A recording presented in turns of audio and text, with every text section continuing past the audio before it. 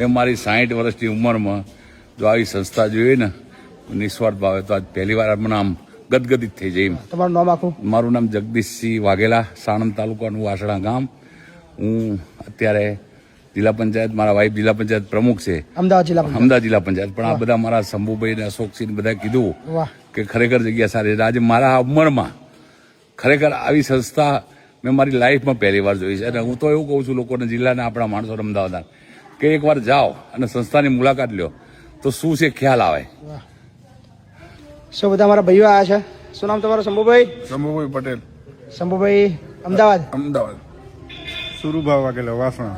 સુરુભા વાઘેલા વાસણા. નટુભા પરમાર સાણંદ. સાણંદ. દિગ્વિજયસિંહ વાઘેલા લેખંબા. વાહ. દિલીપસિંહ વાઘેલા સાણંદ. સાણંદ. અશોકસિંહ. અમારા અશોકસિંહ છેડા છેડા ચમ રહો છો તમે? મને ફાવતું નથી. એટલે ફાવડ ના હોય તો શીખવાનું આવે બાપુ. હે આપણા લોહીમાં હોય યાર, આપણે તો આપણે ક્યાં શીખવાનું આવે? હે આગેવાની નેતૃત્વ તો આપણા લોહીમાં છે યાર. બરાબર ને? આપણે ક્યાં ચૂંટણીની જરૂર છે? નેતૃત્વ આપણા લોહીમાં છે. શું કેવું લાગે તમને? સરસ. મજા આવી? બહુ ફર્સ્ટ ક્લાસ. વાહ. શું?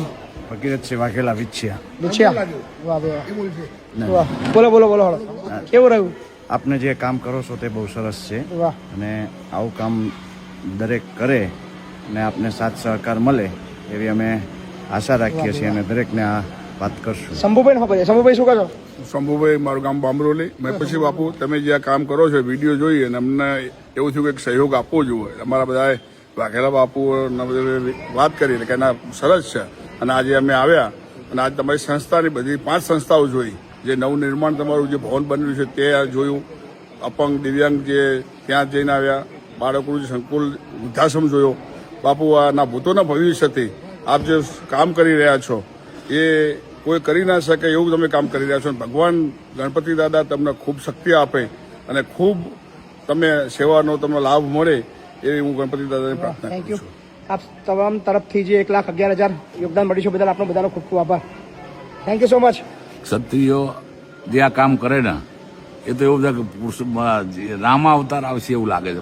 ક્ષત્રિયોનો દીકરો જો આ કામ કરે છે ને એટલે ઘણું કહેવાય. બધા સમાજ કરતા હોય છે પણ એ ક્ષત્રિયોનો દીકરો જે કામ કરે ક્ષત્રિયના લોહીમાં છે. બધા વર્ગના લોકો માટે લડવું, એના માટે બોલવું, એના માટે કામ કરવું. ક્ષત્રિય સમાજ હું પોતે ક્ષત્રિય તરીકે ગૌરવ લઉં છું કે ભઈલા તમે ખરેખર તમે ખૂબ માતાજી તમારી તંદુરસ્તી સારી રાખે એવી માતાજી પાસે પ્રાર્થના કરું છું.